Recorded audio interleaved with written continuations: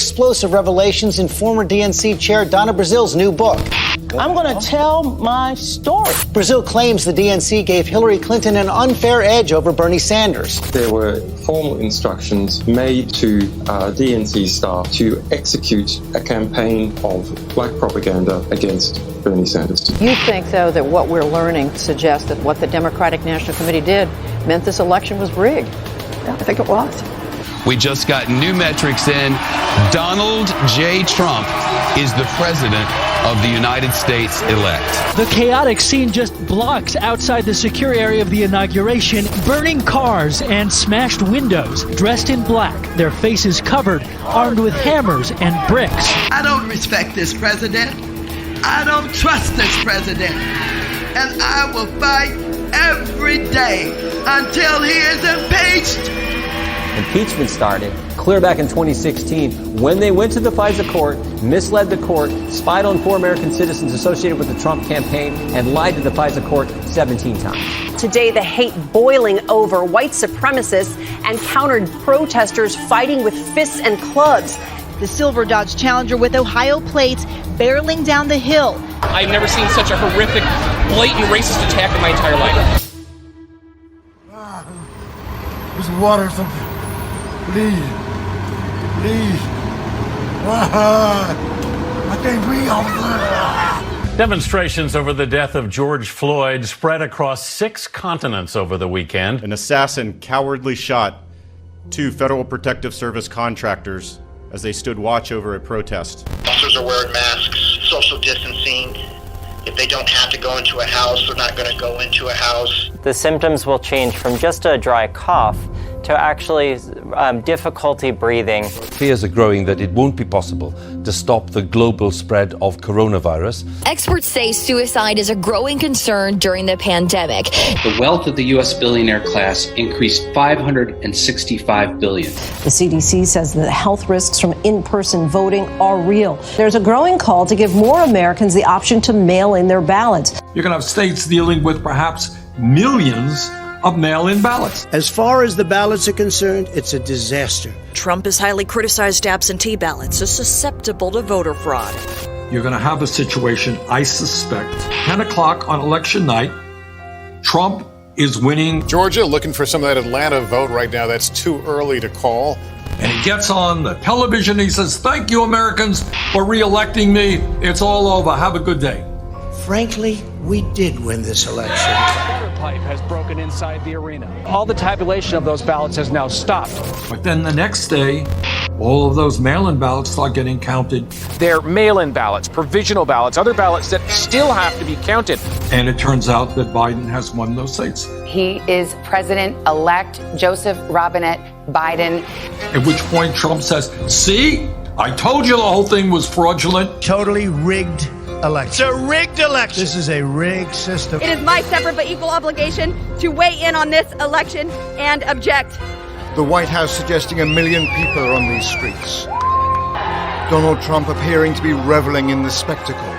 A mob, domestic terrorists, incited by the president, stormed the U.S. Capitol. USA! USA! USA!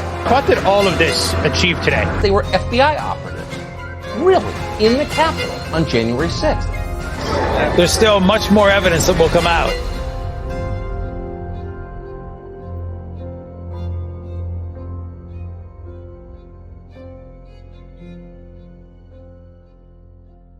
Recalling the events that happened on January 5th and 6th, what I witnessed all around were hundreds of thousands of people demonstrating their First Amendment rights. They wanted answers that were not being answered in the public courts, in the public forums, in the media. And the voice wasn't about who their political party was. It was about truth, and it was about justice. And this is what we have today. This is the grounds we have today. Razor wire and 8-foot fences.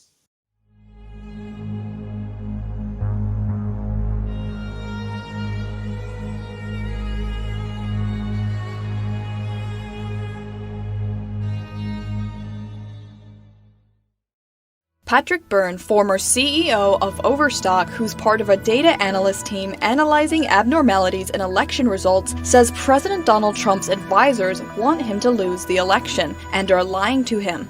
This comes after a lengthy White House meeting on Friday that Byrne says he was a part of. In the course of that meeting, there came a moment that I felt something much different for Donald Trump than I had expected I would feel. What was it I felt? I'm still not sure.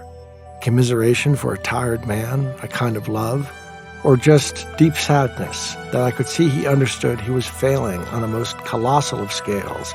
He was losing, but he could not put the pieces together. Yet it was child's play to defeat.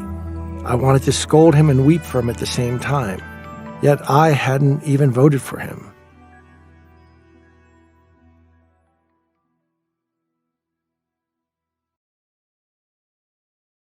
They're trying to tell us that all these anomalies, the shutdowns, the dead voters, the vote flips, the mail-in ballots, the media censorship, this just happened out of the blue.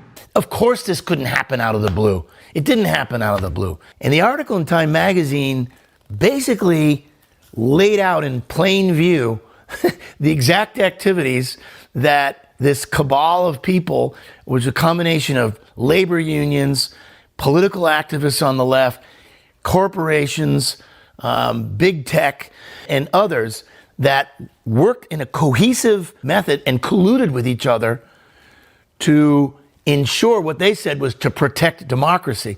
Quote, the participants want the secret history of the 2020 election told, even though it sounds like a paranoid fever dream, a well-funded cabal of powerful people ranging across industries and ideologies, working together behind the scenes to influence perceptions, change rules and laws, steer media coverage, and control the flow of information.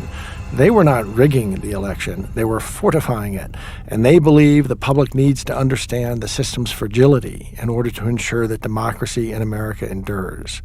Close quote. Time magazine article, February 4, 2021. Patrick used the term for me, I'm a Sherpa, where I kind of, lead people in and out of meetings. And I kind of played the role of bringing these people together. As that started to gel, as those relationships started to gel, Patrick's team was involved in that. Dolphin speakers, as he likes to say. So we became a pretty cohesive team. This was a group of people that really believed in each other. These are not just average people. These are pretty brilliant people and incredibly accomplished in their own rights. In their careers and so forth. But to watch the team sort of come together and coalesce as a team was a beautiful thing. And I was happy to be kind of, sort of the glue to that group of people, at least in the beginning. And then once they were together, they sort of, have taken off into a whole different direction. I had a ringside seat to events from November 3rd, 2020 to January 20th, 2021, and feel a duty to tell the world what happened. I will not be regurgitating the headline events everyone will have read, but will aim to explain what was going on behind the scenes and give my best account of why things played out as they did. My only interest is honestly conveying the truth for historical purpose.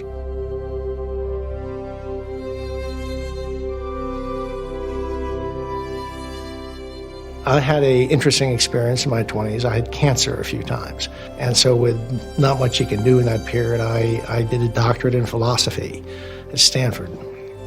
And my specialty ended up being political philosophy, especially the ideas that make up the U.S. Constitution.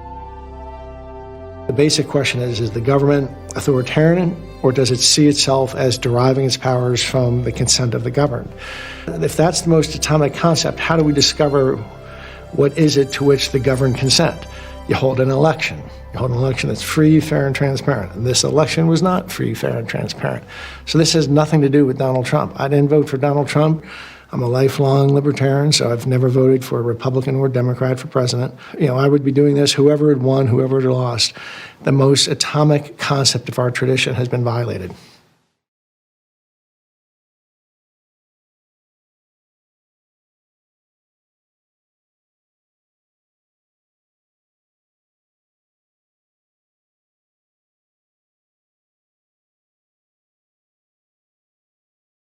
I got involved in this in August of last year, August 2020.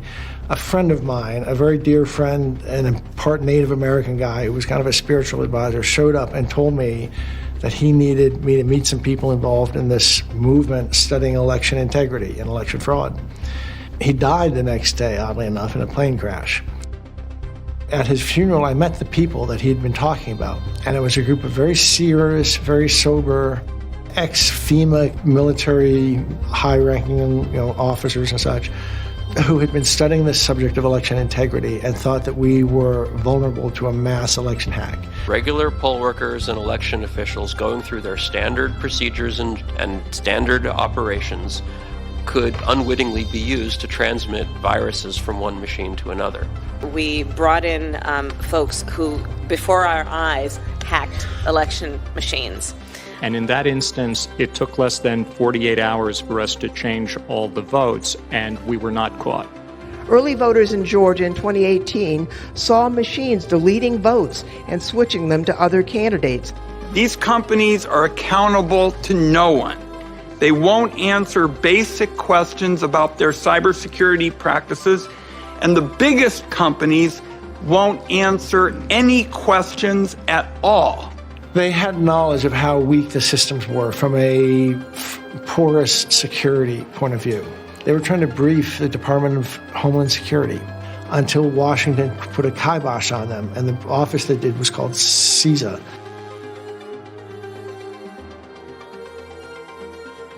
Government and industry representatives from the election security community issued a joint statement reflecting a consensus perspective that the 2020 election was the most secure in U.S. history. The former director of the Homeland Security Department's Cybersecurity and Infrastructure Security Agency was fired by President Trump in November after he made that statement. And on November 3rd, we got 6 shutdowns of one form or another. Vote counting was interrupted for about 3 hours in each case. Water pipe has broken inside the arena. We don't know how many more they have yet to tabulate, but all the tabulation of those ballots has now stopped. Tensions, though, did run high while the votes were being counted at the TCF Center when dozens of poll watchers were turned away, being told the tally room was at capacity due to COVID-19 restrictions. Widespread election fraud, they say, doesn't exist. Well, in a sense, it doesn't exist. It doesn't have to be widespread. You can't do it with widespread election fraud. You do it with narrow, deep fraud in 6 cities. And those 6 are Las Vegas, Nevada, in Clark County, Phoenix, Maricopa, Milwaukee, Wisconsin, Detroit, Michigan, Philadelphia, Pennsylvania, and Atlanta, Georgia. And in each of these cities, some excuse was created that in one way or another, there was a 3-hour interruption in vote counting. And in those interruptions, in one way or another, big injections of faulty votes. For example, if we look at Pennsylvania, how they fix the votes, and you see back on election day at 2 a.m., something very strange happened where there was an injection of 337,000 votes. These kinds of swings isn't natural, it's not organic. And that's highly suggestive of some monkey business going on, and it just so happens to coincide with the period that they had officially shut down the counting and moved everybody out. And that's the period where you see these unnatural swings in the votes. Here's Michigan. There's a 54,000 vote injection. You see here where the blue line just jumps up. Somebody's just injected a bunch of Biden votes. Here in Arizona, same kind of deal. Election night, November 3rd, just after 8 o'clock. It swings in votes that do not seem natural. And here's another one, Georgia. This is wonderful. 6 a.m. on the morning of November 4th. This great big injection of Biden votes with no corresponding Trump votes. When you have injections like this, you see some point comes in the vote counting where they're really just making up their big loss. 100,000 votes show up with essentially not a Trump vote in them. These sharp discontinuities. So to summarize, all these states have a common feature. At some point, election counting was shut down. At some point, there's some big injection of Biden vote. And then at the end, he comes out winning by a hair. So as I explained earlier, to steal the nation, you don't really need to cheat across the nation. Cheating in those cities, you're flipping the swing states, which flips the Electoral College, which flips the country. So to steal the country, you don't really need to cheat across the country. You just need to cheat like crazy in these 6 cities, which are all Democratic strongholds. So it's almost an insult to our intelligence to say, well, I don't see anything here worth investigating, or no, there's no point to go and look at these ballots and see if there's anything unusual. You know, just that in itself should be just about all it needs to wake you up. I do not want anything violent to happen. Biden went through the constitutional process, and in that sense, he is, in fact, the president. He is legally the president. We've got one more crack at this in 2022, and if we don't recover, then we're done. We're done-ski. So that's why I'm involved, and I need this like a hole in the head. But like I say, this is what I did with my 20s, is I studied all the history of this stuff, and it became my religion, and I see this really as the possibility of the lights going out, you know, not just for us, but for the world.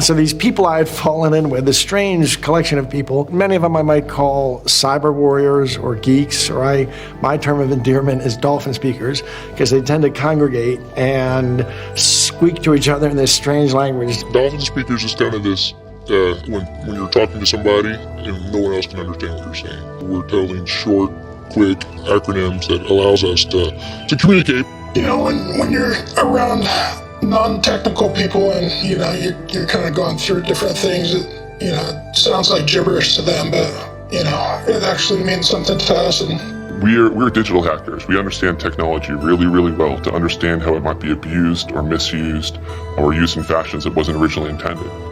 I think if you look at hacking, it really is kind of anything, right? Like, you hear about life hacks or, you know, DIY. Those are essentially taking a problem and creating a solution, and that's what hacking really is. And we try to move at a fast pace, and when we do that, it might fail, but we keep on building faster and quicker, like Elon Musk is doing.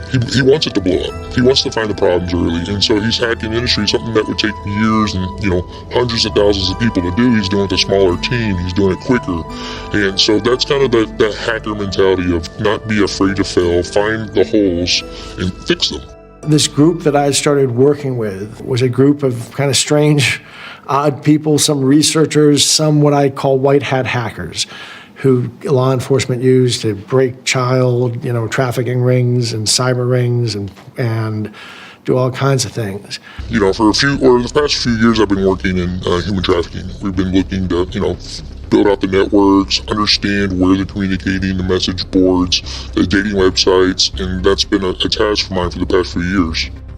I started working with 75 on what was going to be the human trafficking stuff, and then it was kind of shifting towards some of these domestic groups that were creating chaos in the streets. How are these people communicating and being funded, and, you know, how are they able to mobilize so quick? Why are they wearing earpieces? We have some other new videos sent to us from a viewer. It shows federal agents getting into an unmarked van and then driving off. Early this morning, it's unclear why they were using the van and who else was in the vehicle. But what I've heard from individuals I know that are in the field is a lot of what they see going on in the United States right now directly matches the patterns that the CIA has been trained to use to disrupt foreign nations in order to get who they wanted to in power. And so there is some speculation that the CIA or members of the CIA or former members of the CIA may in fact have been involved in some of the disinformation campaigns going on in our own country. So going through that research, we started identifying a lot of, we call them threat groups. We don't like to say the word hate groups, but these are threat groups where people are causing riots. It doesn't have to be a specific party or organization. The people were live streaming murders of police officers. They were live streaming, just all these riots and destruction of downtown. You start seeing that there, is a much more organized, concerted effort behind it. It's not organic, it's not grassroots, it's not Woodstock, it's not Martin Luther King, it's highly funded, paid agitators, right, that they use to try and create the illusion that it's some organic uprising. We were looking at all the, web data, dark web, deep web. We were analyzing message boards and chat groups and trying to identify these individuals. And so we started analyzing not just the threat groups, but also the election. So the white hat hackers who operate under legal authority and they've got all kinds of certification and such, they started accumulating around me along with other kinds of people. What the Army taught me in 30 years is how to solve problems. And pattern analysis is really what counterterrorism and network analysis and military operations is all about. We were approached, our team, to look at the roots of the color revolution that's happening, was happening, is happening in America.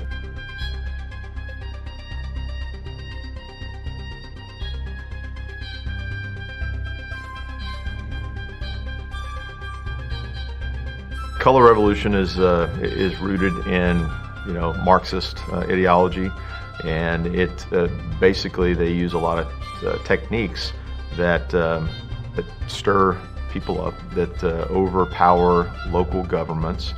And part of what we were looking for is why there were certain areas that were rife with riots and burning and problems. There's a pattern not only in the U.S. but in Central South America and in Europe of certain foundations and organizations that make sure that the district attorneys, that mayors, that key government officials are put in critical places to enable those activities. And we found a common link that sort of led us to the elections and follow the breadcrumbs. And that brought us to the Open Societies Foundation, some of their strategic documents that we saw as far back as 2015.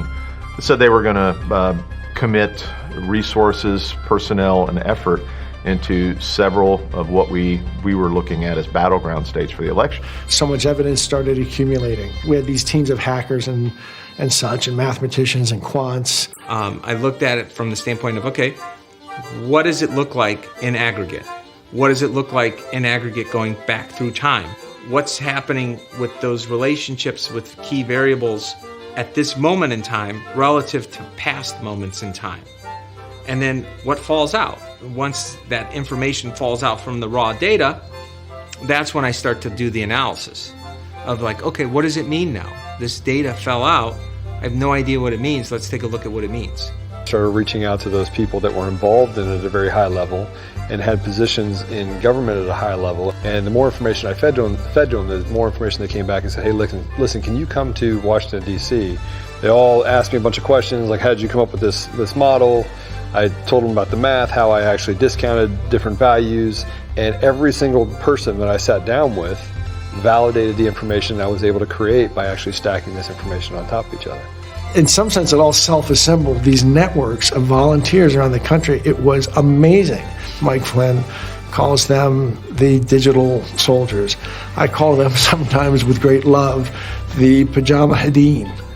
This is an era of information that will be dominated by what I call digital soldiers. From the emergence of social media, there is a place where there is a voice for the voiceless. Now, some countries still clamp down on that, but in the United States, we're supposed to have this free flow of information. I have been in search of the truth for a long time, and my sort of political persecution drove me even more to be a hound for the truth. You know, there's a book called Wisdom of the Crowd, The wisdom of the crowd is always smarter than the smartest person in the room, than the Einstein. The Einstein will say there's, a million pennies in that jar. And the crowd will guess, and then they'll come to a conclusion. And the crowd will always be smart. They'll always know the closer number. The wisdom of the crowd is a good metaphor for the digital army. I mean, they dig and they research in these nooks and crannies you'd never have time to, and they service so much information. And they also started gathering affidavits. How many of these 50,000 affidavits that were collected start telling a bigger story? And the bigger story for this election is not this massive government internet, hacking the election. There's a bunch of little fraud that happened. It snowballed. You have to be able to look at affidavits that people file, but then investigate the truth of those affidavits. And that's important for a lawyer because down the road we have to present these witnesses in front of the court, in front of a jury, in front of the people, and be able to investigate the truth and veracity of their statements. With a fight as important is making sure that we have a legitimate election. You had lawyers coming and volunteering their time from all over the country in order to make sure that we had good, solid representation. The failure of the judiciary, particularly the Supreme Court, is really, really alarming, and I think it should concern every single American. And again, when the people lose faith in the judiciary, which is supposed to be nonpartisan, okay, that's when, again, the fabric of a nation starts to break down. So it was there's bad news bears of people like that with all kinds of strange, interesting backgrounds, but who would come together. And we set out to reverse engineer what had happened.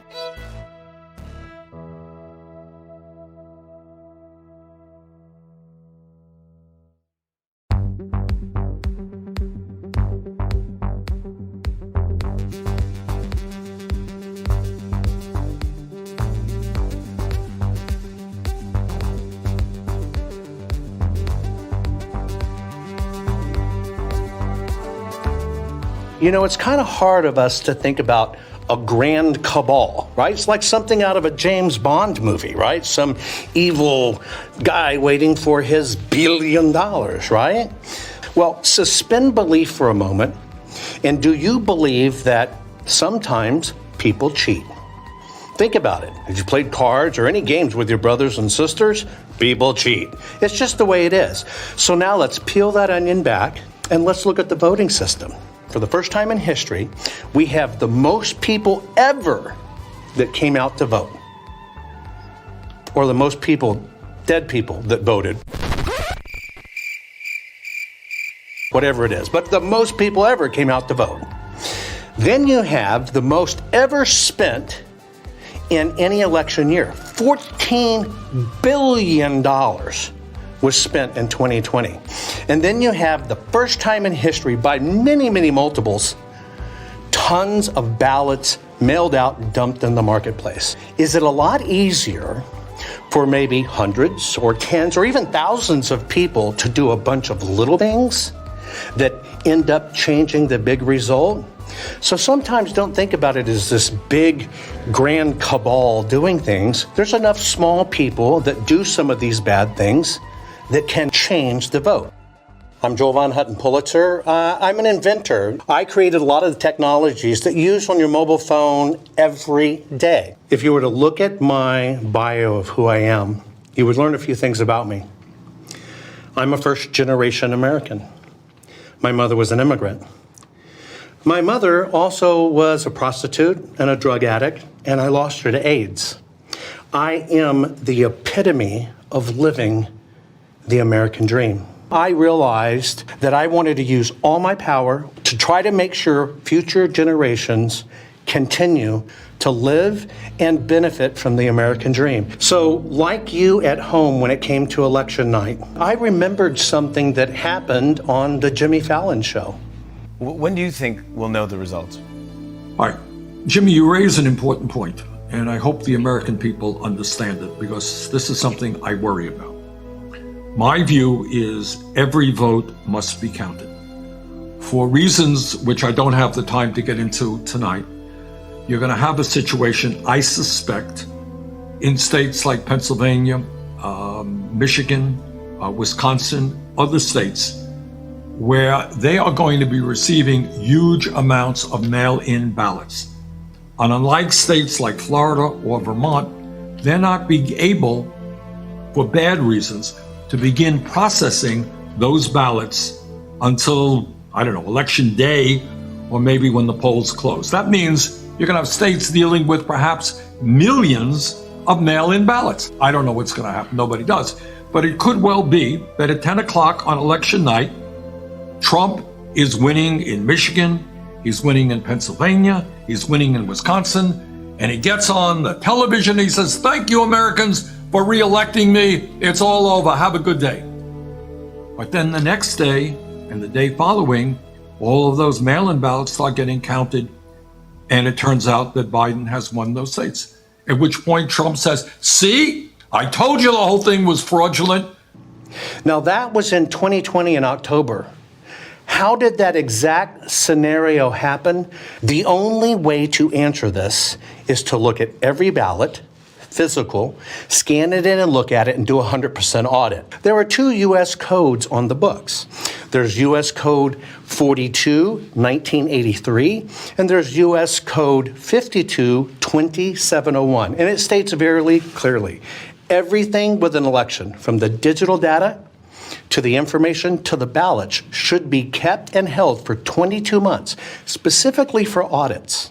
You paid for those ballots. You paid for the mailing. You paid for all the people that run these elections and the politicians that are keeping them from you. Why can't we just look at these elections, every single ballot? More than 6 months after the 2020 election, an unusual audit has begun in Phoenix. Workers hired by Arizona Republicans have been going over more than 2 million ballots. This has nothing to do with going back and trying to change the results of the November 2020 election. This is only about identifying whether we have some strengths and weaknesses in our election processes.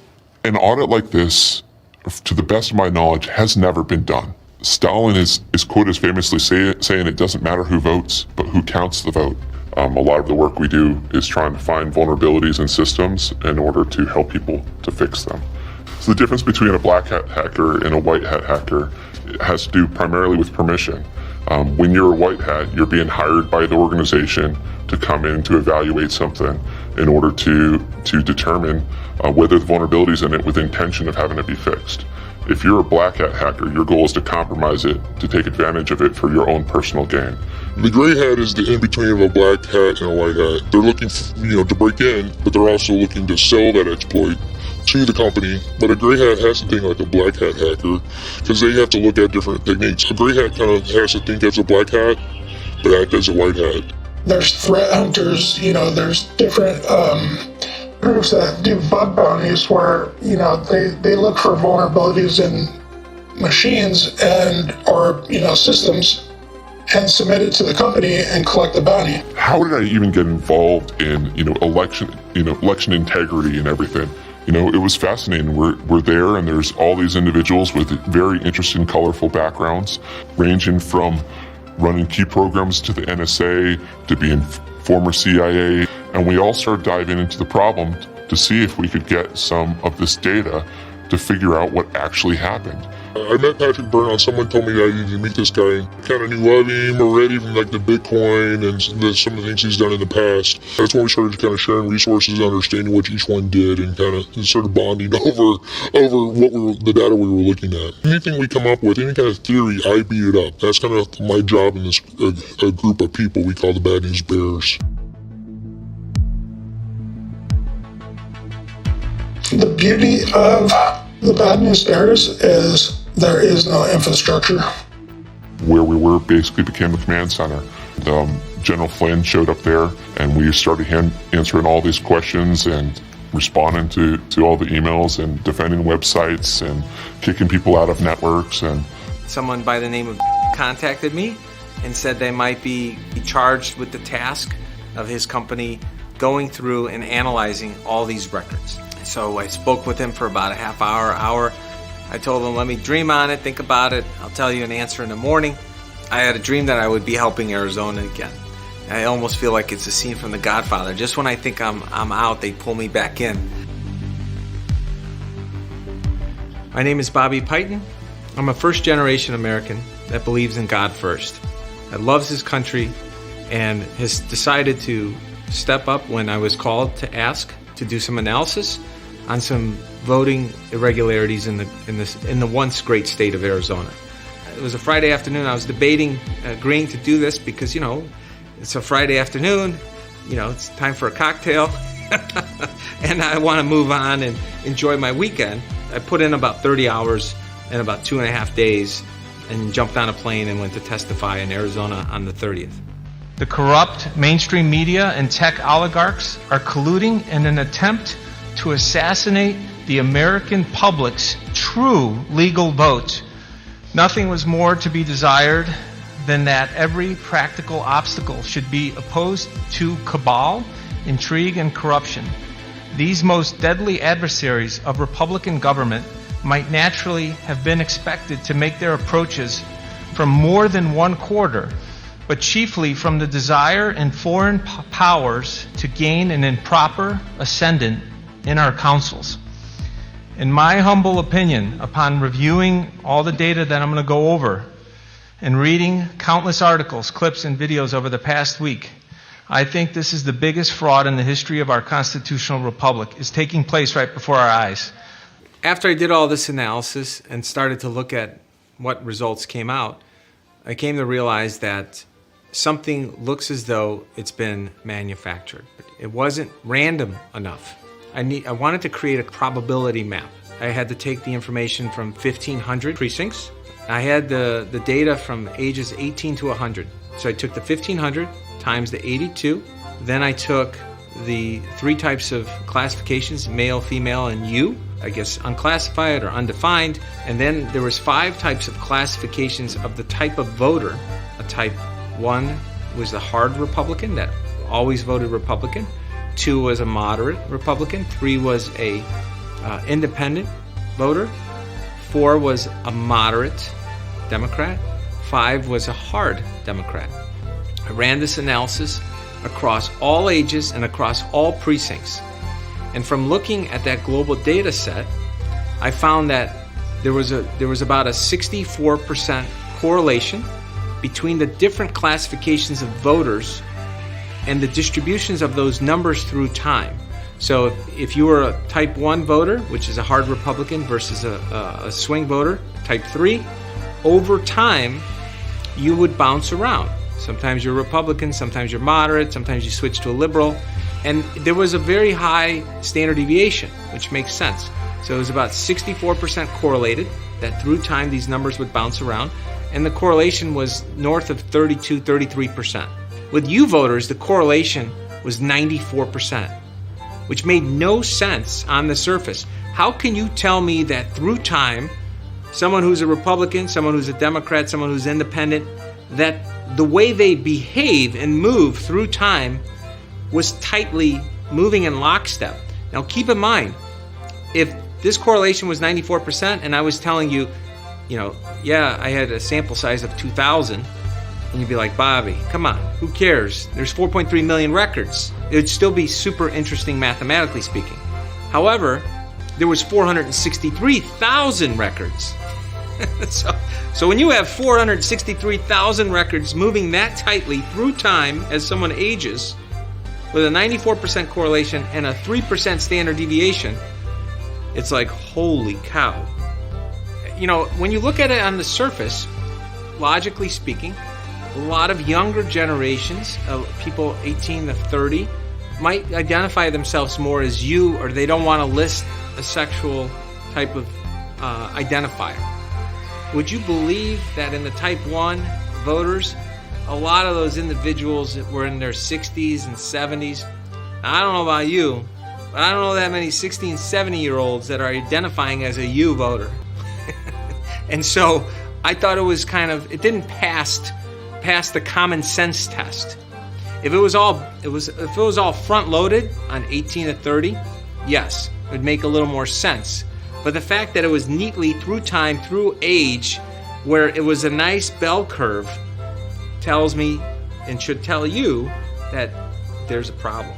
There's a serious problem. The next thing you know, my partner, we call him 25, he, started putting this together as a report. And that report got the interest of, of a few people. The origin of the Allied Security Report was really based on what Matt submitted to the court. These are the words of actual forensic scientists who reviewed the information and made a conclusion based on the data that they reviewed.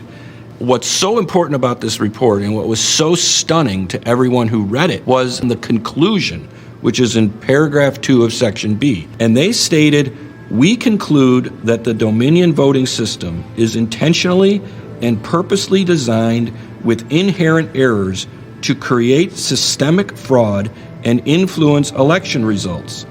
The system intentionally generates an enormously high number of ballot errors. The electronic ballots are then transferred for adjudication. The intentional errors lead to bulk adjudication of ballots with no oversight, no transparency, and no audit trail. This leads to voter or election fraud. Based on our study, we conclude that the Dominion voting system should not be used in Michigan." What I've been doing is constitutional law for 25 years.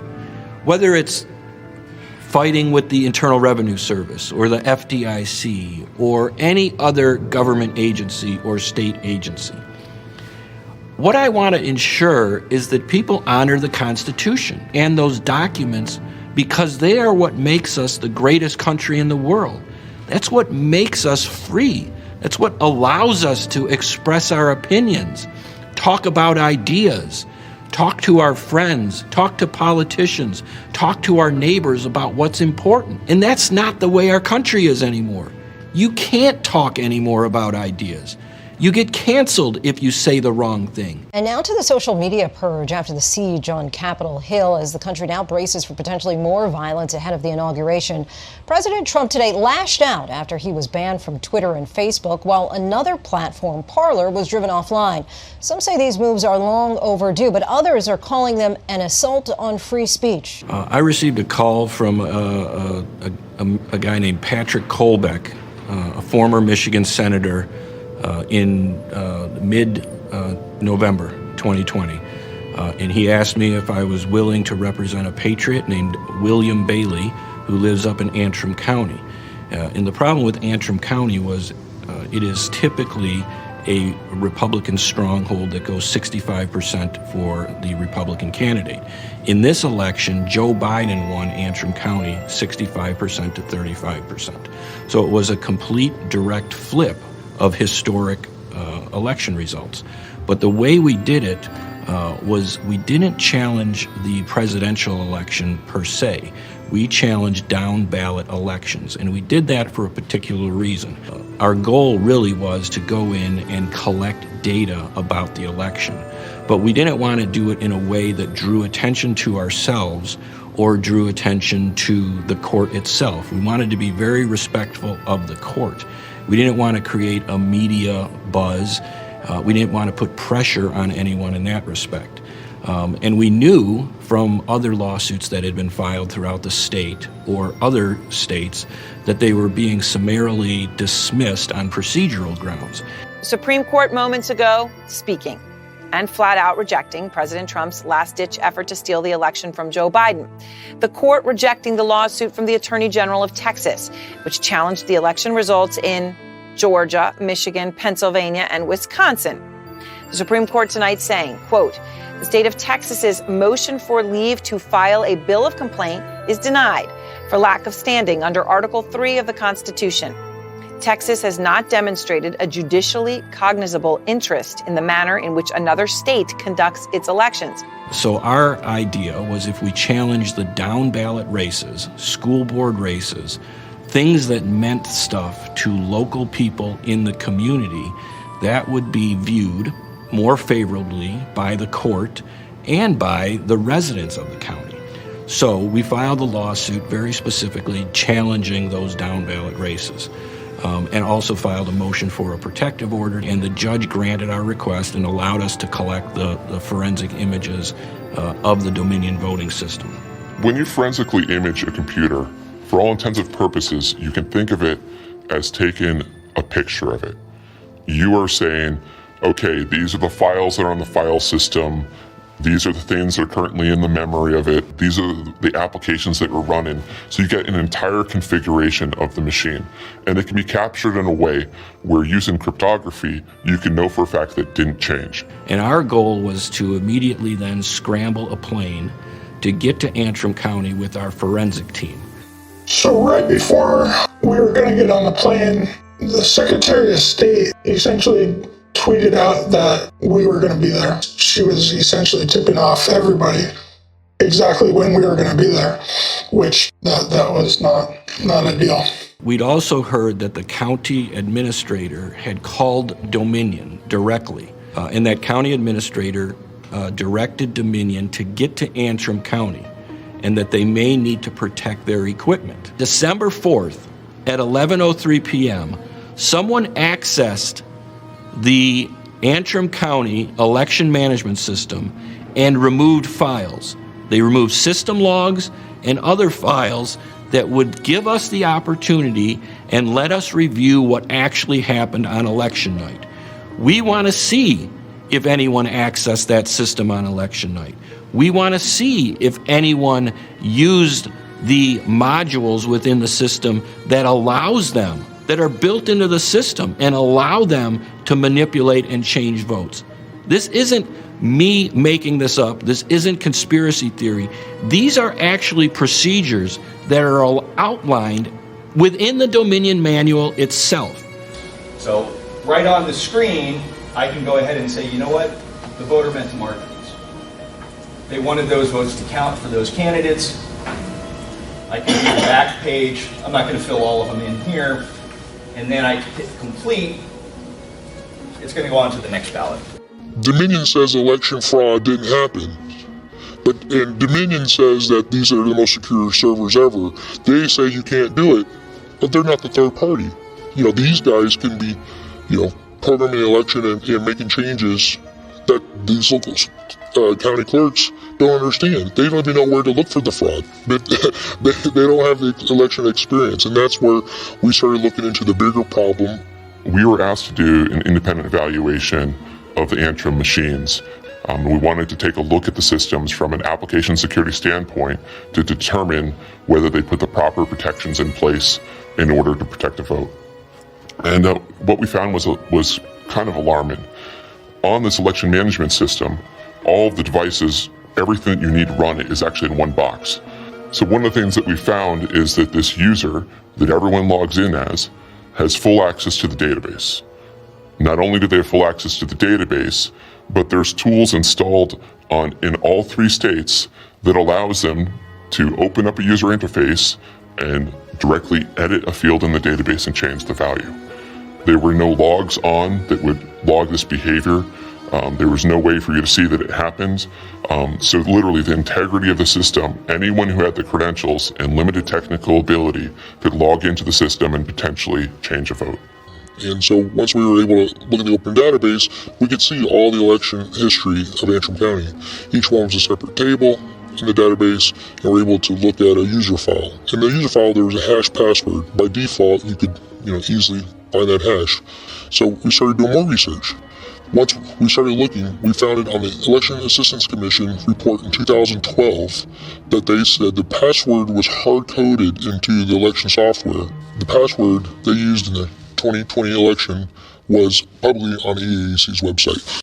The most secure election ever that we were told by Krebs and the Department of Homeland Security and CISA, the Election Assistance Commission had the password on the website. That bug was found in 2010. So Chris Krebs came out and said, they misinterpreted the data. If you walk through that report, there's no way that again, it's just like the mainstream media, it's just like big tech. They came out and said, there's nothing to see here. They misinterpreted the data. He's a lawyer. Chris Krebs doesn't know anything about code. The guys that actually dissected this code and we're able to reproduce that information and align it with what should have happened through the system, they're really, really, really smart. And they were very, very thorough. They've never put out one single thing that shows any real technical problem with the report. This is a piece of history that we have in terms of how we produced it, how we delivered it, how we got a court order that allowed us to release it that day. Think about that. A judge in advance reviewed this report. And the ultimate outcome was they said that the system was either designed for or built to create fraud, to allow for a fraudulent outcome. No matter what you say about Dominion voting system, Dominion is saying that it's a safe system, nothing to see here. And again, if everyone is telling you that there's nothing to see here, but all of the data tells you that there's fraud in the system, well, which one are you supposed to believe? My name is Joe Oltman. I'm a data company CEO and based out of Denver, Colorado. I'm a walking contradiction. My dad's black, my mom's white, my whole family's interracial. I grew up very poor. My brother was murdered by a police officer 3 years ago in Virginia. I've dealt with racism on both sides. Whites hated me because my dad was black, blacks hated me because my mom was white. I'm driven by the desire that, hey, listen, I've done really well in my life and I want to be able to share that with other people. I want to influence other people's lives. I'm driven by the idea that as a country, if we don't stand up now, there'll be nothing to stand up for in the future. So I started out back in March of 2020 when the entire world shut down. And I was watching businesses burn. I was watching people get laid off. I was watching friends that I've known for a long time that have actually done business with us suffer. And that led me down a path of building an organization called FEC United. It stands for Faith, Education, and Commerce, the three pillars of the community. And on the faith side, I didn't say churches, just faith, just giving people the opportunity to go back and worship and get fed spiritually without interference from the government. We set out to help our community, built up 94,000 members in a very short period of time. So from there, people started writing these articles about me and saying that I was this right-wing extremist, which people don't know much about me if they actually call me a right-wing extremist. I'm not extreme about anything. So I wanted to figure out what was really going on and why would they write these things about us if it wasn't true. And so we dug into it a little bit and started figuring out that these journalists were not actually journalists, they were Antifa activists. So as a result of that, I set out to figure out who the Antifa activists were. And then as the story goes, that's when I discovered Eric Coomer. So in September of 2020, I set out to infiltrate Antifa. And I did. So I met a guy that was a part of Antifa, and he said, I got to figure out a way to get out, but I'm too deep into the process. So I said the first thing that could happen is we could dismantle it, and the easy way to dismantle it is to uncover who's actually running Antifa. So he got me on a phone call. They were talking about how they needed to fortify and continue to do the things that they were doing, not just in Colorado Springs, but in Denver and all over Colorado. And a guy named Eric started speaking. And when Eric started speaking, he started talking again about how they needed to fortify, not give up. They asked, who is Eric? Right, who's Eric? And somebody came back and said, oh, Eric's a Dominion guy. As he continued to speak, somebody else interrupted him and said, hey, what are we going to do if Trump wins? And he responded, don't worry about the election. Trump's not going to win. I made fucking sure of it. So I hung up the phone, started doing research on Eric. I didn't know Eric was Coomer. I just knew Eric. I'm kind of a research junkie, so I just went through and started gathering information, went and listened to YouTube videos to make sure that the voice that I heard on the call was the same voice that to match up to that particular individual. And so as I walked through this process and gathering information, I thought there's no way that a guy that has a PhD from Cal Berkeley is a part of Antifa. So I put it aside and figured, he had to work for the CIA, FBI, one of the alphabets. I didn't think anything of Eric Coomer. I didn't think of anything about that phone call. I just knew something was wrong. November 3rd, we all know what happened. We went to sleep at night with President Trump being handily ahead. We woke up the next morning that Biden had won and nothing to see here. And I'm sitting at my friend's place and I get this text message. It's like, Joe, you need to read this article. And as I went through the article, it had talked about in Georgia in several precincts that the system during on election day actually went down. And there was a description inside of the article that said why it went down, that they had to do an update in the middle and it took it down for 4 hours. But the person that gave the update was Eric Coomer. And at that moment, my heart sank. That's what I knew. That's when I knew that there was Dominion Voting Systems was in 28 states. That's when I started to realize that, this guy, Eric Coomer, when he said on that call that don't worry about Trump, he's not going to win. That's when I knew that there was a high probability that he affected the election. We handle everything currently digitally. This is our digital adjudication system. If you have multiple ICCs, ImageCast Centrals running, they all write the data to a network drop location, and you can have multiple adjudication stations for multiple teams to handle the outstacked ballots. All right, this one, I can actually zoom in here a little bit. This is a typical voter intent issue where they didn't fill out the ovals completely, they just made little tick marks. It's what's called an ambiguous mark. And what we're saying is, we're not sure what the voter intent is, but we're going to allow the adjudicators to make that call based on any kind of state statutes. We first really started digging into Dominion was when Joe Oltman's report on Eric Coomer came out, and some of the comments that he had allegedly made on a teleconference or a video call. We were approached, our team, a small team in Texas, was approached to look at some of the Antifa and BLM problems that we saw arising early 2020.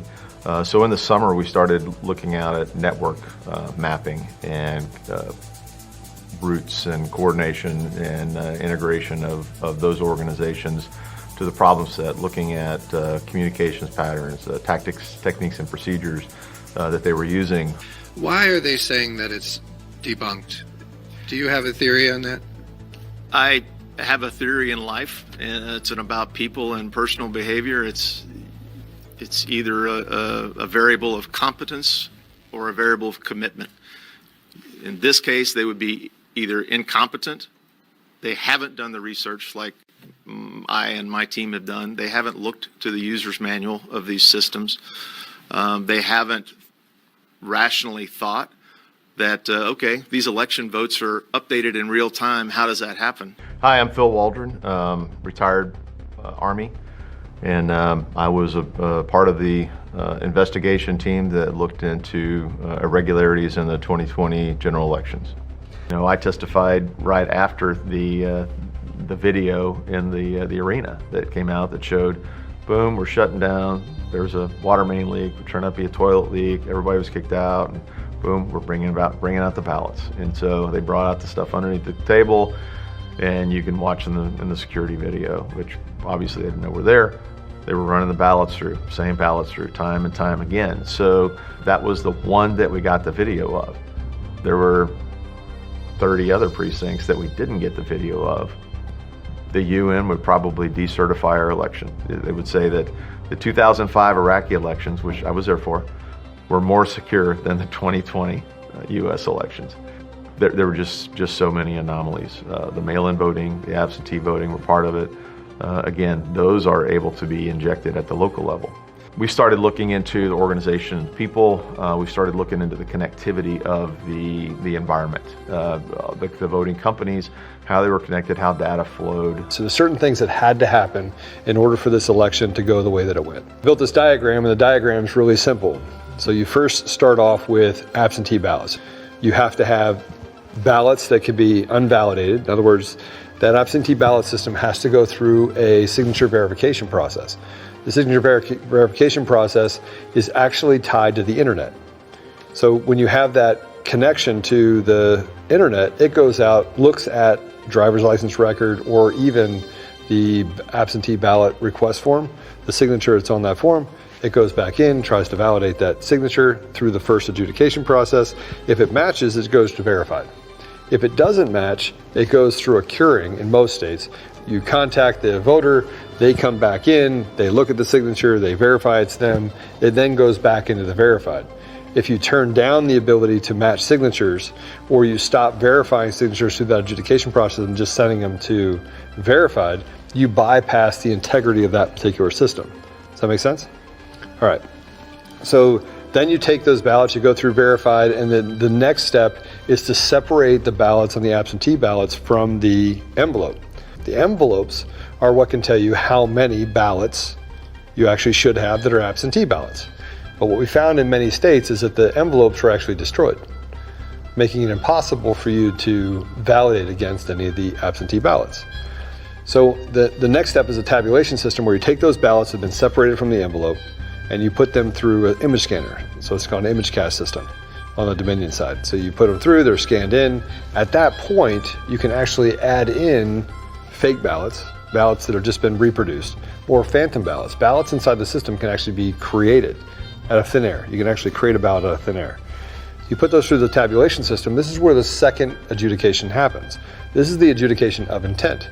Now, inside of the Dominion system, you have the ability to set different levels of what becomes adjudicated. So I could send ballots through the system with absolutely nothing filled out. Well, this is where it gets really tricky. Once you do that and it goes to adjudication, and you develop or create intent, it erases the ballot that the image that was taken and replaces it with the one of intent. Replaces it completely. So you don't actually have a history of that ballot being replaced in the adjudication process. So if you have ballot harvesting that's happening and it gets through those different cons that you have there, it's still going to be tied to a real voter.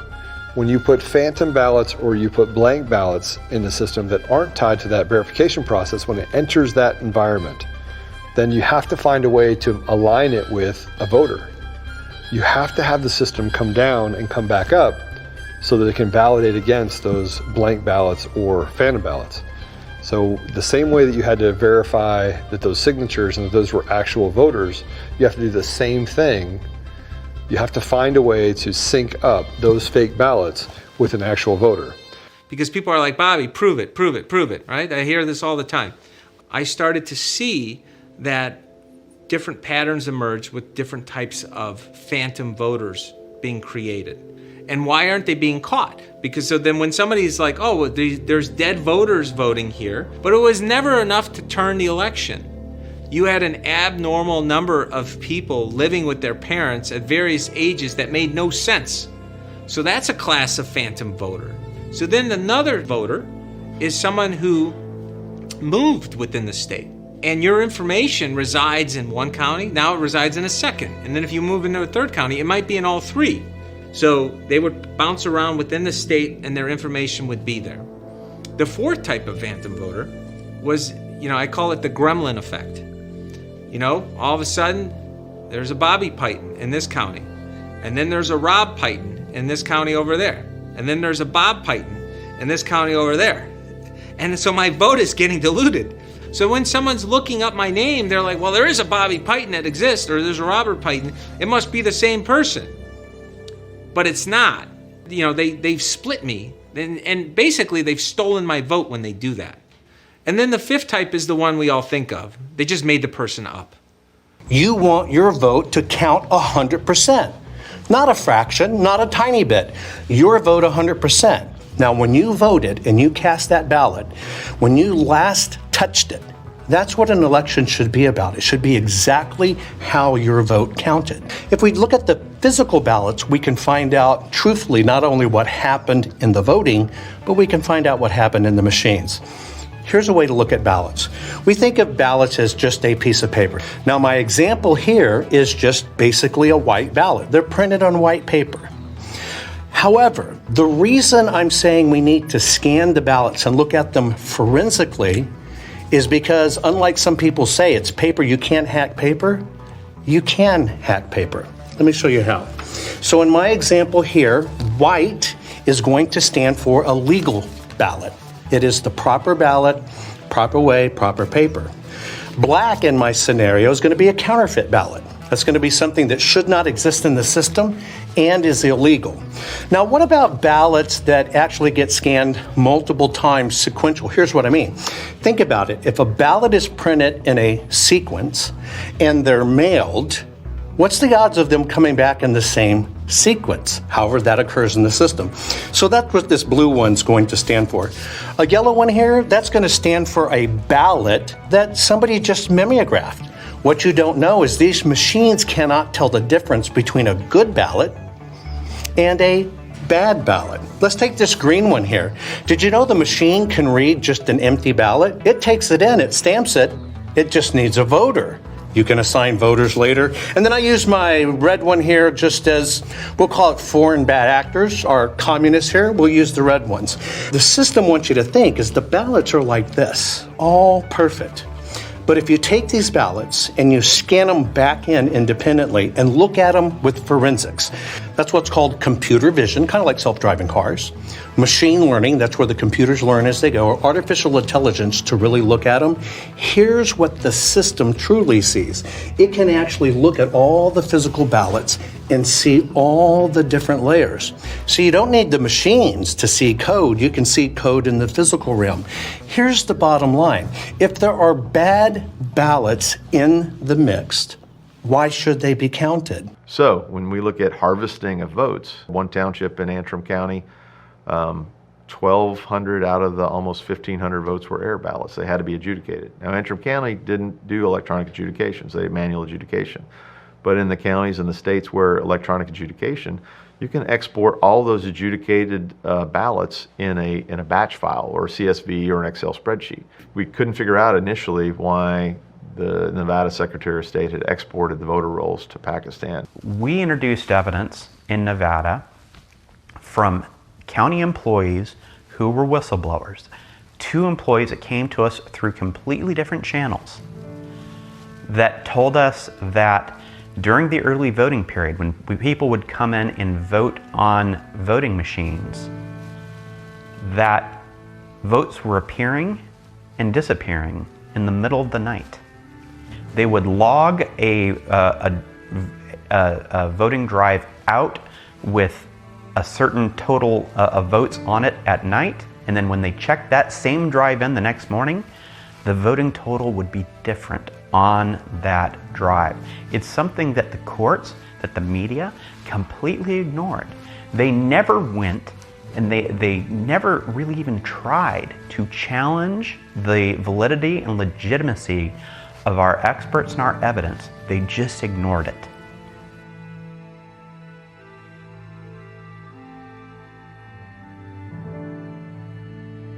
My name is Jesse Banal. I am an attorney that practices on various issues, including election integrity.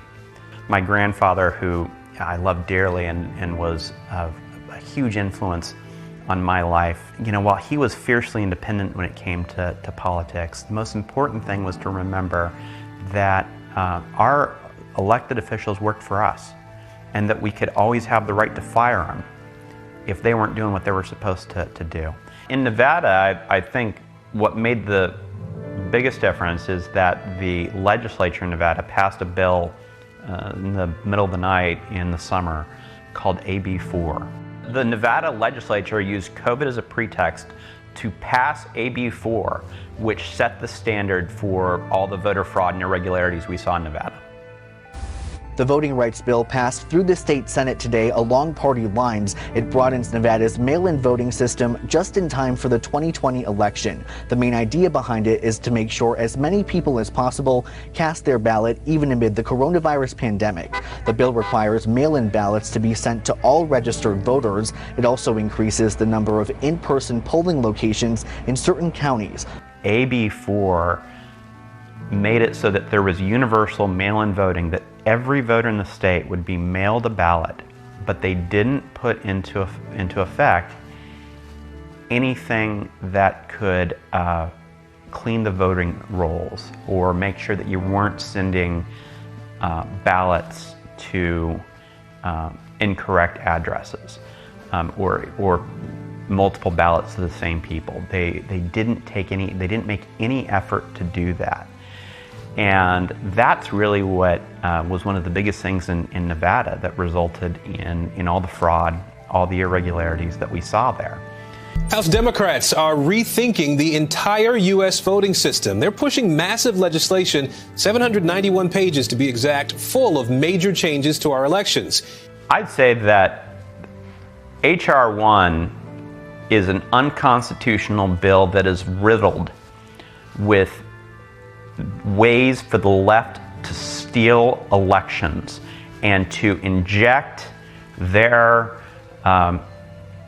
own political beliefs on the American voters rather than the American voters being able to set the standard through their votes. This bill is very, very long. There's a whole lot in here. It touches just about every part of how Americans vote, how states run elections, a whole lot of changes that would come out of this bill. It requires states to have universal mail voting, it absolutely guts the ability of states to have voter ID laws, and it makes it almost impossible for states to authenticate ballots properly. It's going to set the stage for fraud for years and years and years to come if it becomes law. I was reading this H.R. 1 bill. They need $500 million to kind of create some metadata. Who's getting that $500 million? Bobby Piton with, probably like maybe, 30 to 50 people. I could build a data set for the whole country for probably $5 million that the public owns. So why the hell are we spending $500 million? But there's a lot of friends in high places, right? There's friends of these people that they take a cut and they take a skim. These select families who have used various breakthroughs that the American public has funded with regards to technology through our defense apparatus, grants to universities, they hijacked all of these research findings and they gave them to their operators, the individuals that are running these companies, these massive media companies, internet companies, social media companies, that they call the shots from behind the scenes as to which side are they on? Are they on the side of God first, that we're all equal spirits before God, that we're all children of God, or that there's a pecking order where certain people are just disposable as human beings? Which world do you want? So if you want to stop the skim across government, across all functions of government, take control of the voting system in this country. You should never be able to have a cabal of businesses that are able to completely silence Americans.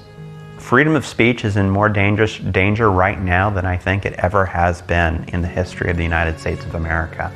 And if we want to continue to be able to go out and talk without fear about important issues, we've got to fight back.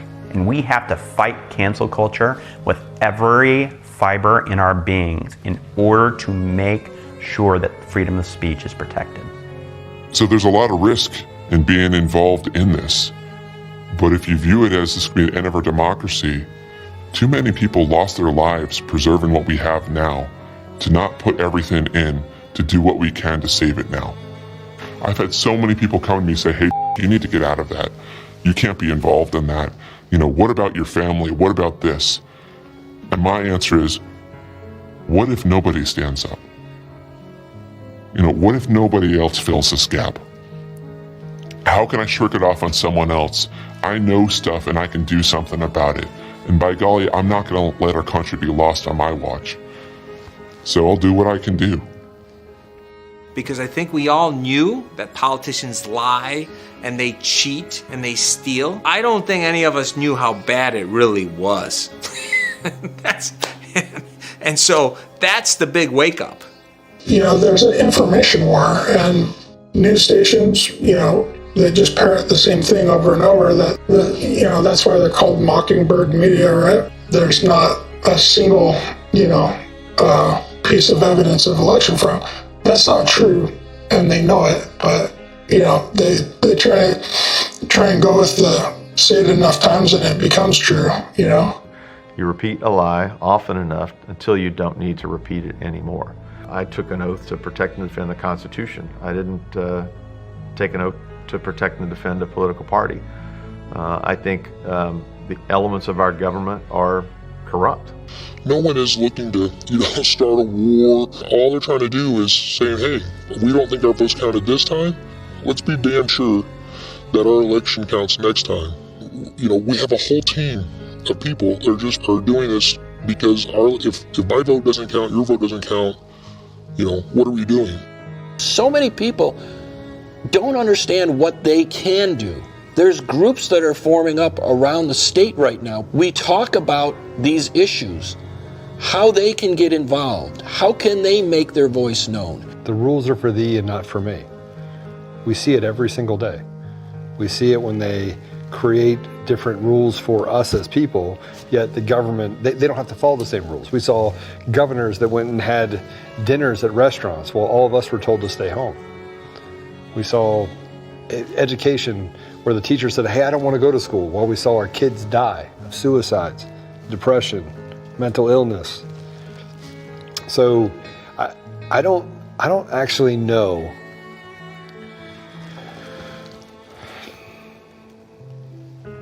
I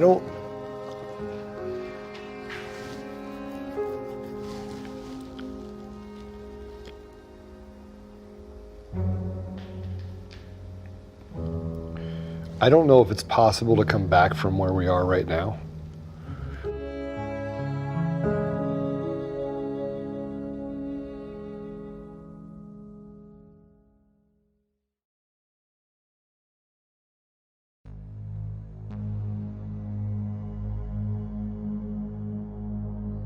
The Maricopa County audit is extensive and thorough. The scope of work includes canvassing to ensure that the voters on the voter rolls are actually real people. So far, this has been the biggest concern for the Democrat groups. While they claim they want to prevent voter intimidation, there's no indication that any voter intimidation would actually take place. Their argument is without merit. The more likely reason they are so adamant to prevent a scrub of the voter rolls is that there may be a large percentage of fake voters who actually cast ballots in the last election. That would be devastating to the Democrats and the more likely reason they are throwing so many attorneys at this problem. I'm Christina Bobb, One America News, Washington.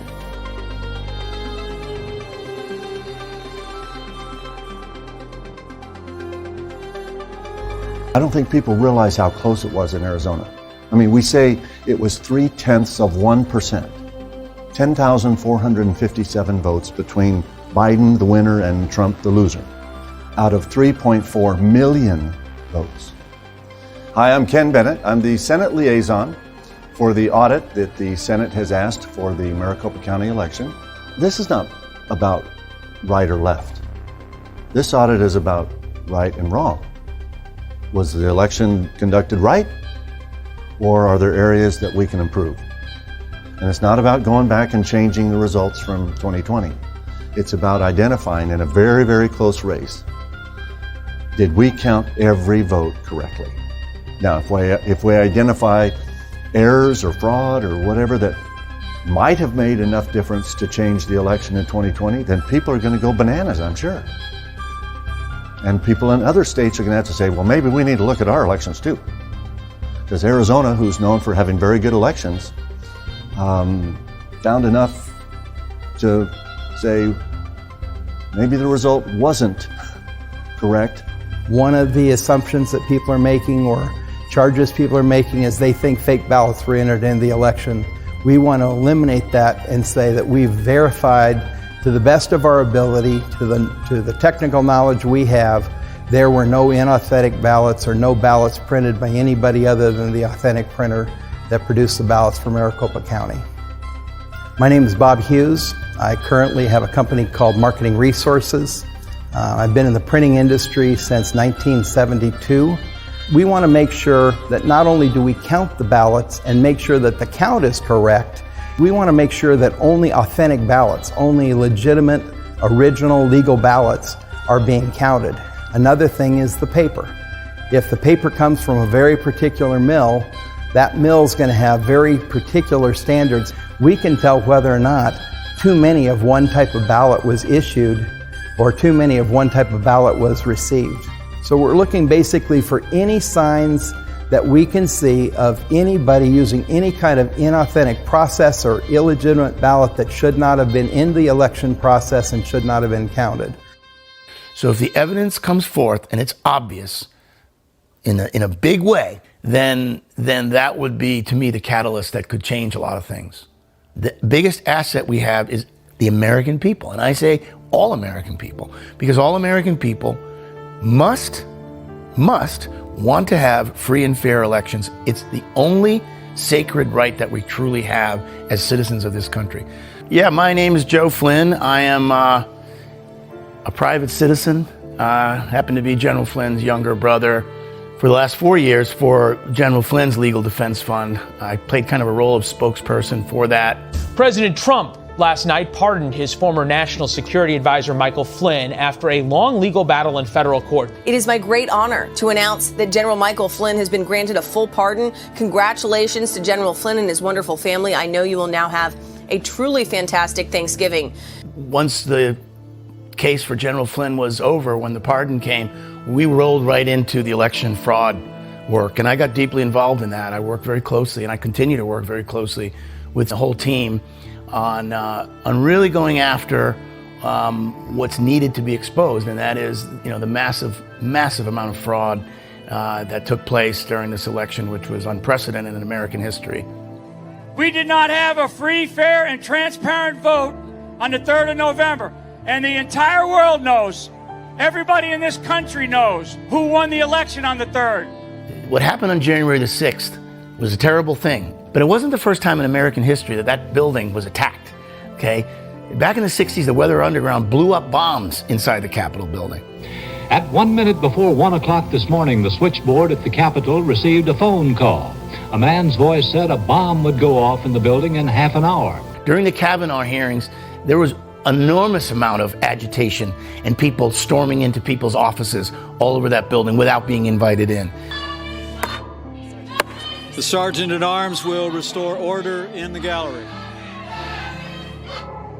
And I guarantee there are other times, maybe not to the extent that happened on January 6th, but to make it look like it was this one-time event in American history is disingenuous, to say the least.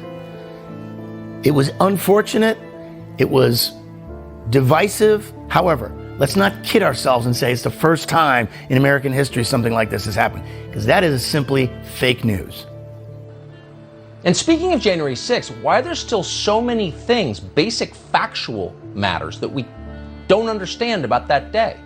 We know that the government is hiding the identity of many law enforcement officers who were present at the Capitol on January 6th, not just the one who killed Ashley Babbitt. According to the government's own court filings, those law enforcement officers participated in the riot, sometimes in violent ways. The police here are willing to work with us and cooperate peacefully, like our First Amendment allows. Gather more Americans under the condition that they will come and gather peacefully to discuss what needs to be done to save our country. But strangely, some of the key people who participated on January 6th have not been charged. Look at the document. The government calls those people unindicted co-conspirators. What does that mean? Well, it means that in potentially every single case, they were FBI operatives. Really? In the Capitol on January 6th. Show us no attacking, no assault, remain calm. We're not going to assault. We're going to be heard. Everybody, this must be peaceful. This has to be peaceful. We have the right to peacefully assemble. Twitter is saying that people who are secretly working with the FBI cannot be charged for encouraging others to commit crimes. Well, yes, exactly. That's the very point we made on this show last night. That's why they haven't been charged, because they were secretly working with the FBI. So in an effort to shut us down, Twitter just confirmed what we suggested was true. Thanks, Twitter. The way in which big tech, the mainstream media, and the Democratic Party have acted post the election, where the big tech in particular If you mention in a tweet election fraud, they would quickly shut you down. They'd unconnect you from Twitter or shut your Facebook page down or whatever. And the media constantly using the word baseless conspiracy theory about election fraud. In a 46-minute video shot by the White House and without press in the room, the president doubling down on his unsubstantiated claims of widespread voter fraud. Repeating his baseless claims that the election was a fraud. Despite these baseless claims of voter fraud, as he makes these baseless claims about fraud, all of them backing the president's unsubstantiated claims of widespread voter fraud. I can't in good countenance continue showing you this. I want to make sure that maybe they do have something to back that up, but that's an explosive charge to make. There's no way that can't be a coordinated effort. There's no way that an election takes place, that much fraud is perpetrated, and the media immediately starts calling it a conspiracy theory. Like within hours, they're calling it a conspiracy theory. The big tech immediately starts shutting down strong voices. We have to shut these people up because if more and more information gets out to the average American people about what took place, and people start, even people on the left who are sort of saying, well, I mean, they can't all be lying. I mean, they can't all be crazy and liars. You know, the fact that it happened so quickly, it had to be a planned effort. There's no other way to describe it. I guarantee you, if you subpoenaed the phone records between Congress people and people in big tech, you'd see a lot of communication going on during that time, maybe before the election as well. I have a feeling they knew that this was coming, and they were ready for it. I think the biggest asset that we have in all of this is the American people, not the politicians, not CEOs of corporations, not Zuckerberg or Jack Dorsey or any of those people. Mr. Dorsey, does voter fraud exist? I don't know for certain. Are you an expert in voter fraud? No, I'm not. Well, why then is Twitter right now putting purported warnings on virtually any statement about voter fraud? We're simply linking to a broader conversation so that people have more information. No, you're not. You put up a page that says, quote, voter fraud of any kind is exceedingly rare in the United States. That's not linking to a broader conversation. That's taking a disputed policy position. And you're a publisher when you're doing that. You're entitled to take a policy position, but you don't get to pretend you're not a publisher and get a special benefit under Section 230 as a result. If we had a functioning Department of Justice and a functioning FBI in many counties, in all 6 of these counties where there was clear election fraud, clear violations of election rules that were set forth by the legislators, there would have been cases filed on a massive scale. If we had a DOJ and an FBI that actually cared about getting to the truth. And I mean this to say that the leadership, and I point to the Attorney General, okay, Attorney General Barr, I believe, abdicated his duty, and Christopher Wray, head of the FBI, abdicated his duty to not look into these cases. I know for a fact that there are a lot of people inside those agencies that probably would have liked to look into this. And maybe they wanted to file a case, but I think that there was an institutional failure at a colossal scale by the FBI and the DOJ, which only leads to the reality that those institutions have lost the faith of 100 million Americans. If they didn't lose their faith watching what happened to General Flynn, they certainly lost their faith post-election when they filed no cases. Our judicial system, our rule of law system, not just the judiciary, but all branches of government, especially our federal government, it's not about finding or seeking the truth. It's about getting convictions. So whether you're guilty or not, you're guilty. And they're going to come after you. And they're going to do it because they can.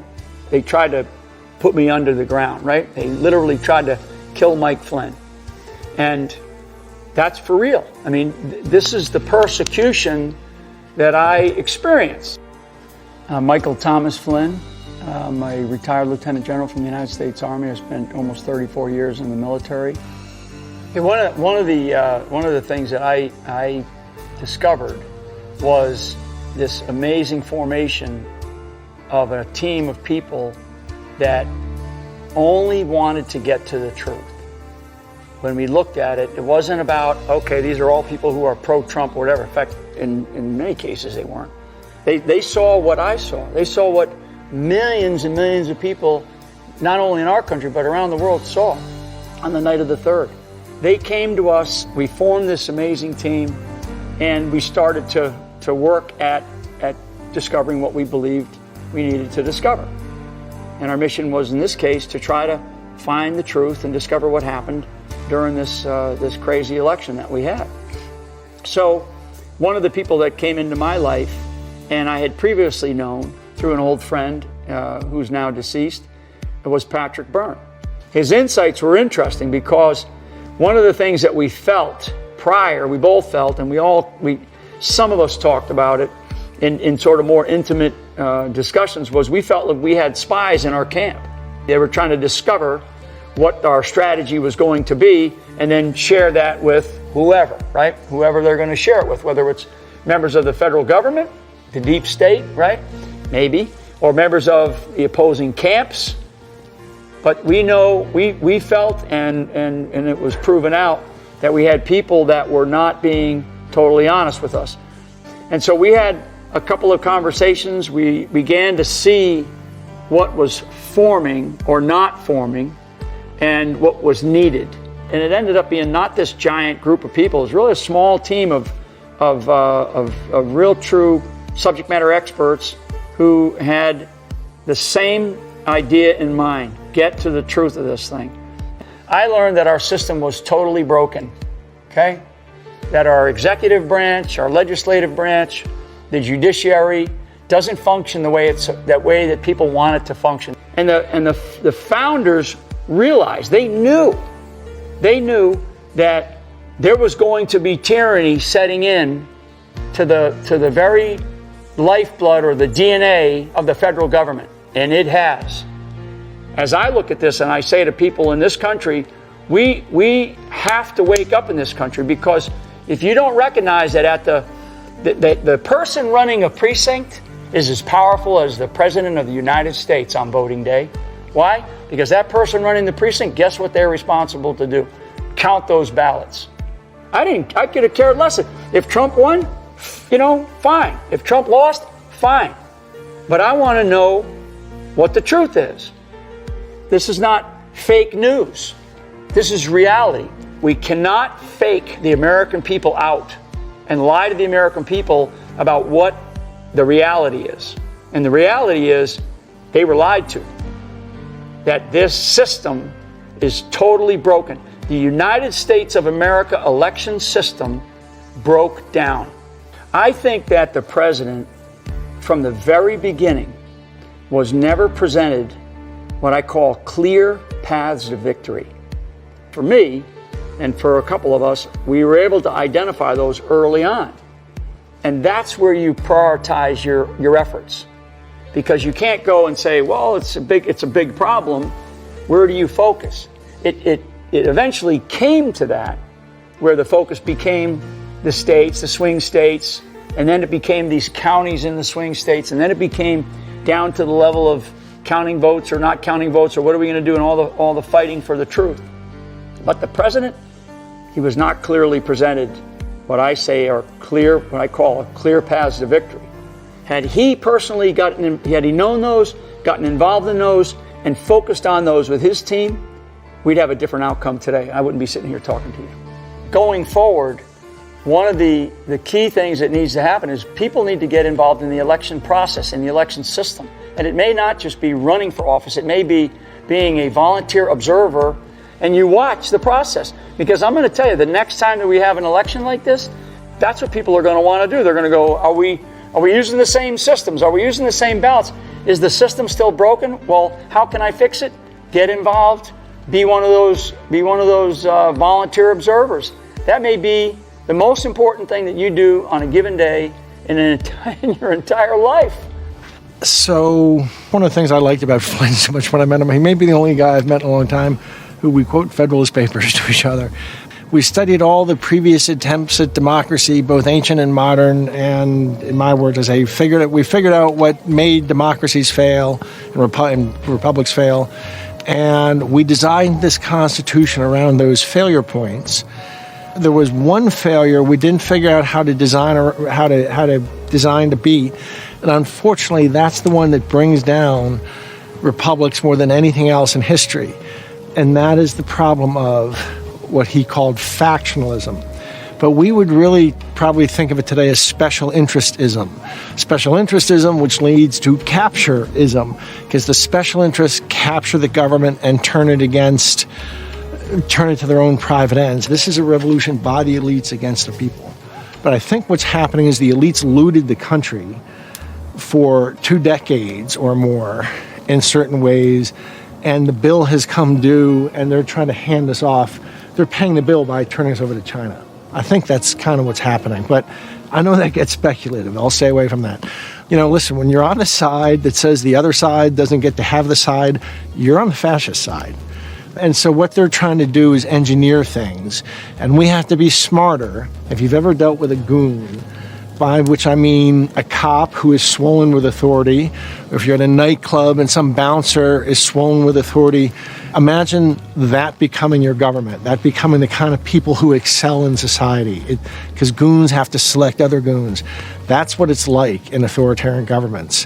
Humans are noble savages, and it is civilization which corrupts us, civilization which taints us and puts us in chains.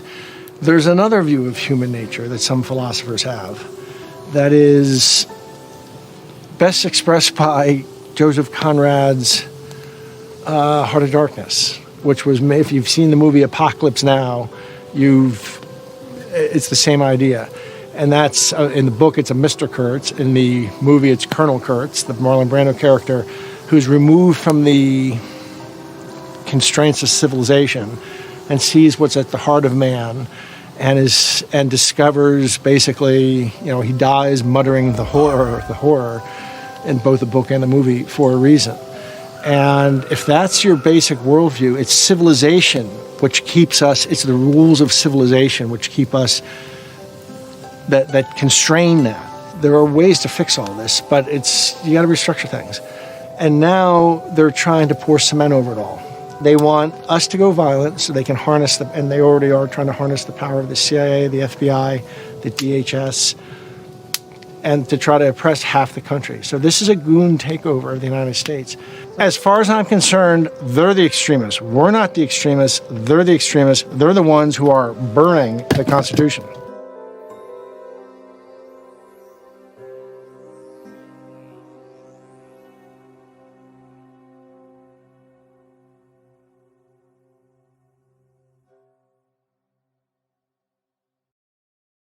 One of the first signs throughout history of a country being destroyed is the media and the government withholding information from you. Quite possibly, this is the very first time you've viewed the evidence. There are incredible people around the globe and in the United States that are fixing this problem. This will never happen again. We just had an election in November of 2020 that was riddled with fraud and that resulted in a stolen election. We can't stick our heads in the sand collectively as a country and pretend that didn't happen. It happened. We have to deal with it. We need to make sure it never, ever happens again. We know that there's, election fraud. We know that a small-scale election fraud at my local county, the local city, the state level can change an election. There's anything that I will commit myself to, and I hope my fellow citizens, regardless of their party, will commit themselves to, is a free and fair vote. There is nothing more sacred, and if we don't get this right for ourselves in the short term, but for our children in the long term, then the bastion of freedom, the bastion of hope for the world will fall away. How about the real pandemic we're going to face, which is mental health and mass suicides of our kids because they have been infected with this idea that they should be afraid of everything or not having hope. These are real consequences for the American people. And the people that don't have to feel these consequences are the people in government. The people have to understand that in the end, all politics are grassroots. We have to build up the system from the bottom. I think there's enough, energy behind what happened in this election to actually, create change moving forward. And that needs to happen or this country is gone. I do believe that we've woken up quite a bit. Maybe we're not there entirely yet, but there's so many people that are saying enough is enough. I think it's really important for the American people to realize that if we don't fix our election integrity now, we may no longer have a democracy. I'm an American, and I swore an oath to protect and defend the Constitution. And this was an assault on the Constitution, and that's why I'm here. Never forget who you are as an American citizen. You are the most cherished human being on this planet.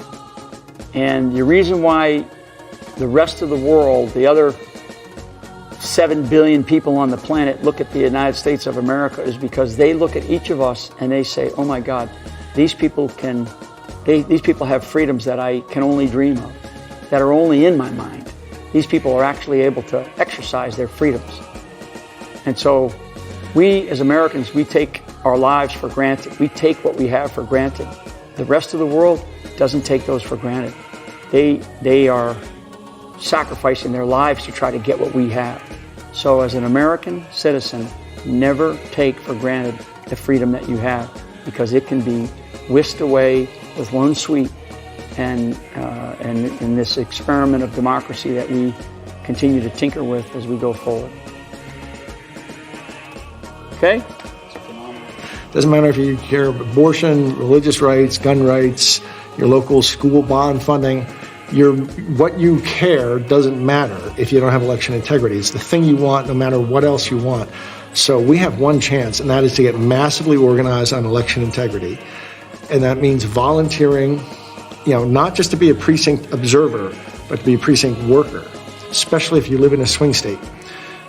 Figure out what it would take to fix it, and that's what no matter what else you care about, you now care about election integrity first and more, in my respectful opinion.